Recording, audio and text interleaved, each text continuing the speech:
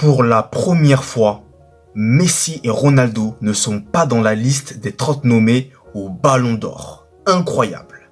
Bonjour à tous et à toutes. J'espère que vous allez très bien, que tout se passe pour le mieux pour vous et que vous êtes posés là en train de boire de l'eau, du thé, du café, de l'orangina, de l'oasis, tout ce que vous voulez. Moi, en tout cas, ça va super.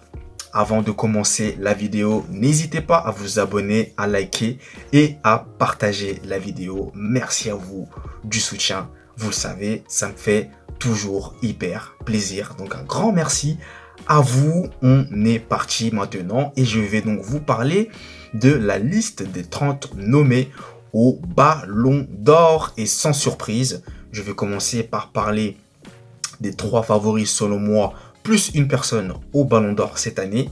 Et je vais conclure par parler des 2 absences notables et historiques. Donc on y va. Déjà pour commencer, Vinicius Junior, Jude Bellingham et Rodri, pour moi, c'est mon top 3 définitif. Pour moi, il y aura un des 3 qui sera sacré Ballon d'Or cette année. Bon, j'ai pas besoin de vous détailler, de vous expliquer, quoique je vais quand même le faire pour commencer. Vinicius, saison pleine, beaucoup de buts, champion d'Europe avec le Real Madrid, champion d'Espagne avec le Real Madrid. Il a notamment été décisif en finale de la Ligue des Champions contre Dortmund avec un but très important qui a offert le 15e sacre dans l'histoire au Real Madrid. Un record, tout simplement, jamais encore atteint jusqu'à maintenant. Et Jude Bellingham, saison stratosphérique pour sa première au sein du Real Madrid. Il a inscrit, il me semble, un total de 27 buts, si je ne me trompe pas, ou 23 buts. De toute façon, je vous mettrai le bon nombre dans la vidéo.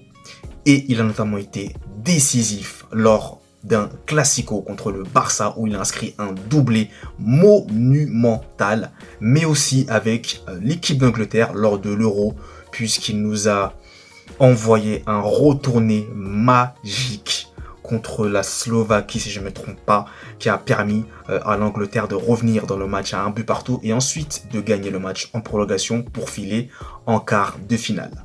Vous voyez ces moments-là pour Jude Bellingham, eh bien, ça restera marqué à jamais. Et pour finir avec Rodri, qui a été champion d'Europe avec l'Espagne lors de l'Euro 2024. Il a été très important. Rodri est un joueur très intéressant.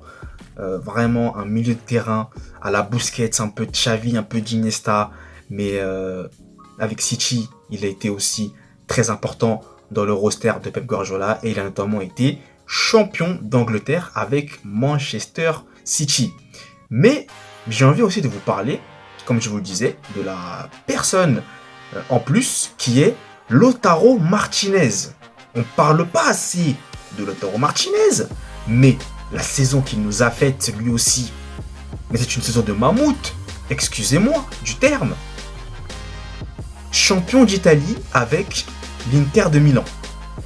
Il a été désigné meilleur buteur et meilleur joueur de la Serie A, pour moi qui est amplement mérité, en toute objectivité. Et il a gagné aussi la Copa América avec l'Argentine, et c'est même lui qui a marqué le seul et unique but de la finale qui avait opposé l'Argentine à la Colombie, en prolongation. S'il vous plaît, Lautaro Martinez, pour moi cette année, a été l'un des joueurs les plus décisifs pour moi, c'était l'un des joueurs les plus décisifs, tout championnat confondu. Donc pour moi, Lautaro Martinez a ses chances aussi. Maintenant, face à Vinicius et Bellingham, et encore Rodri, ça peut encore se jouer. Mais Vinicius et Bellingham, ça risque d'être un peu compliqué. Mais en tout cas, malheureusement, ce qui manquera à Lautaro Martinez, c'est la Ligue des Champions, où l'Inter de Milan s'est arrêté assez prématurément. Mais voilà, s'il y aurait eu la Ligue des Champions, ça aurait été aller plus loin. Là, pour moi, il figurait dans le top 2. Après, comme Bellingham, il a fait aussi une saison énormissime. Il y a des moments quand même marquants par rapport à Lautaro Martinez. C'est vrai que Lautaro Martinez n'a pas vraiment de moments marquants. Pour moi, si, en fait, si. Son but en en Copa América contre la Colombie, est un moment marquant dans une Copa América, qui a d'ailleurs permis à l'Argentine de décrocher sa 16e Copa América de son histoire. Donc oui, pour moi, il est quand même souvent marquant. Et donc voilà. Maintenant, on va parler des deux absences notables. Messi et Ronaldo. Et oui, vous l'avez pas rêvé. Et moi-même, quand j'ai vu cette liste-là, je me suis dit, il manque 2 joueurs là, c'est pas normal. Et effectivement, Messi et Ronaldo ne sont pas dans la liste des nommés au Ballon d'Or. Les deux, c'est une première depuis je ne sais pas combien de temps. Et dites-vous qu'à l'époque, j'étais tout petit. Donc ça remonte et ça remonte. Incroyable. Là, c'est historique. Là, moi, je me dis, et vous vous dites aussi que c'est une époque, une ère qui se tourne à présent. Et là, on commence à sentir que le football va prendre une nouvelle ère, une nouvelle direction. Sans ces deux gros monstres du football, pour moi, il n'y a aucun joueur, je suis désolé de le dire, je vais peut-être froisser des gens, qui atteignent leur niveau pour moi. Messi et Ronaldo sont à part. C'est mon avis personnel. Vous pouvez ne pas être d'accord avec moi, il n'y a aucun problème. Mais pour moi, ils sont à un niveau, statistiquement parlant, il y a des choses qui ne seront jamais battues.